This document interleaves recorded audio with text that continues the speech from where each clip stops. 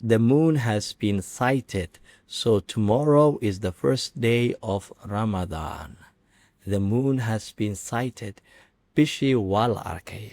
Sidaas daraaddeed berri waa Ramadaanka maalintiisa koowaad weeyaan. Ramadaanku waa maalintiisa koowaad. Has been sighted ayaan baranaynaa. Waa la arkay weeyaan. Sight, ereygan sight waa aragti weeyaan.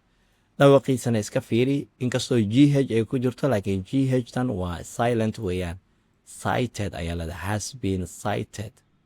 Passive voice weeyaan. Passive voice xogaar waa advanced weeyaan, laakiin sidiisa u qaado. The moon has been sighted. Bishii waa la arkay weeyaan. wax markii la arko ayaa loo isticmaalaa. qaybta commentiga fadlan ku soo qor has been sighted adigoo isticmaalayo. isku day inaad jumlo kale adeegsato hadduu ilaahay ka raali noqdo. jumlooyinkaasi iyo jumlooyin kaloo ka badan waxaad ka baran doontaa applicationkeena wax ka baro academy. waa application isticmaalkiisu aad iyo aad u fudud yahay oo aan kugu soo diyaarinay manhaj caalami ah oo la dhaho CFR. in ka badan 1000 cashir ayaa kugu jirto oo kugu diyaarsan. isbuuciina 2 jeer ayay macallimiinteenu live soo galaan si speakingkaaga sare loogu qaado. haddii aad xiisaynayso sanadkan inuu kuu noqdo sanadkii luqadda ingiliishka aad horumari lahayd, fadlan applicationka soo download garayso kama shalaayay doontid.